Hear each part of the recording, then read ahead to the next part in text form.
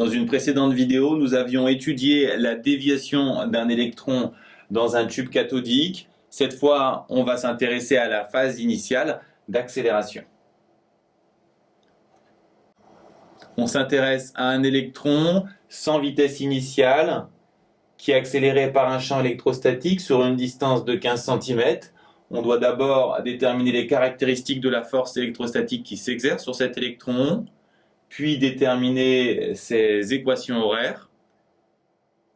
On en déduira le temps qu'il faut à l'électron pour traverser cette zone, ce qui devrait nous permettre de calculer sa vitesse en sortie de champ électrostatique. Et enfin, il faudra retrouver ce résultat par un théorème énergétique. La force électrostatique générée par un champ électrostatique E suit la formule F égale QE, et ici Q égale moins E puisqu'on a affaire à un électron. La force a donc la même direction que le champ électrostatique, mais un sens opposé.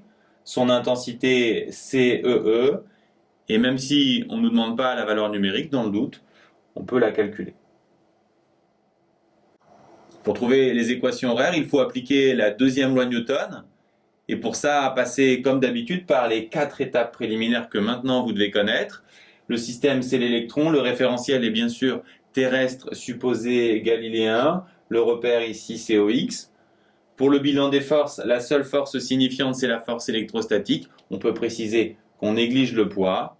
Et la deuxième loi de Newton, vous devez la connaître. Ici, on est à masse constante. Donc, c'est somme des forces extérieures égale ma.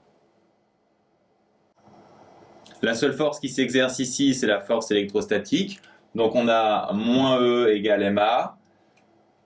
En divisant par m, on obtient donc l'équation vectorielle de l'accélération. Vous devez savoir maintenant qu'il faut passer en coordonnées. On est dans le repère OX, donc ici on a AX. Et pour le signe de cette expression, puisque E est dans le sens opposé à X, mais qu'on a un moins, globalement la force électrostatique va dans le même sens que X, donc on a EE sur M. AX, c'est la dérivée de Vx, donc on va pouvoir trouver Vx par intégration. Si la dérivée de la vitesse, c'est une constante, c'est que la vitesse est une constante fois t plus une deuxième constante C1 qu'on va déterminer grâce aux conditions initiales. La vitesse initialement est nulle. On en déduit que C1 égale 0, et donc on a Vx de t qui est égal à cette expression. Par analogie, puisque Vx c'est la dérivée de x, on va trouver x par intégration. Si la dérivée de x c'est une constante fois t, sa primitive, x de t ça va être cette constante fois t carré sur 2, plus une autre constante à déterminer grâce aux conditions initiales. Initialement, x0 égale 0, donc cette constante est nulle. Donc on a l'expression de x de t, celle de Vx de t, autrement dit, les deux équations horaires cherchées. On cherche le temps que met l'électron à sortir de la zone où s'exerce le champ électrostatique, c'est-à-dire le temps qu'il met à passer d'ici à là. Autrement dit, on cherche quand x vaut 0,15. Mais puisqu'on veut l'expression littérale, il faut se souvenir que dans le texte, cette distance est notée d. Donc on cherche à résoudre cette équation x de t égale d. On va commencer par multiplier tout par 2m, puisqu'on cherche t carré. Ensuite, on divise par petit e fois grand E. Et enfin, bien sûr, on va passer à la racine. On vous demande ensuite d'en déduire la vitesse de l'électron.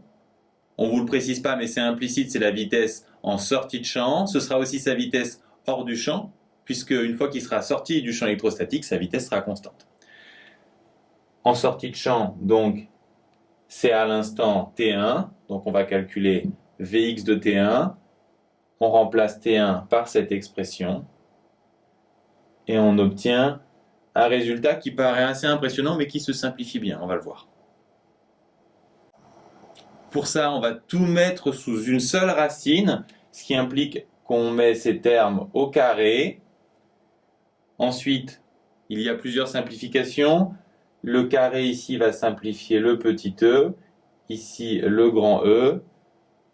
Simplification aussi du m là-haut. On obtient finalement racine de 2 petit e, grand E fois D sur M. On peut alors faire l'application numérique. Je vous passe les détails ici. Et on obtient une vitesse environ égale à 5 fois 10 puissance 7 mètres secondes.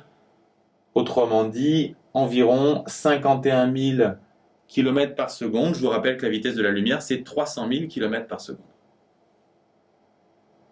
On vous demande de retrouver ce résultat en appliquant un théorème énergétique. Je vous rassure, ça va aller beaucoup plus vite. Le théorème le plus simple à appliquer, c'est le théorème de l'énergie cinétique, que vous connaissez maintenant. On va faire un petit schéma pour voir les conditions d'application. On suppose que A, c'est le point de départ de l'électron, le point d'entrée dans le champ où il est immobile, et B, le point de sortie de champ. La force électrostatique va de A à B. C'est la seule force qui s'exerce sur l'électron. Donc, on a le travail de cette force est égal à delta EC. F est collinéaire et de même sens que AB. Donc, son travail est très simple, c'est tout simplement F fois AB. Et delta EC, c'est ECB moins ECA. F, son intensité, c'est petit e fois grand E. AB, depuis le début, on l'a noté D. Il est intéressant de noter que l'énergie cinétique en A vaut 0, puisque en A, la vitesse est nulle. Et l'énergie cinétique en B, bien sûr, c'est 1/2 de mvb carré. L'objectif, je vous le rappelle, c'est VB. On va donc commencer par tout multiplier par 2. Ensuite, on divise tout par m.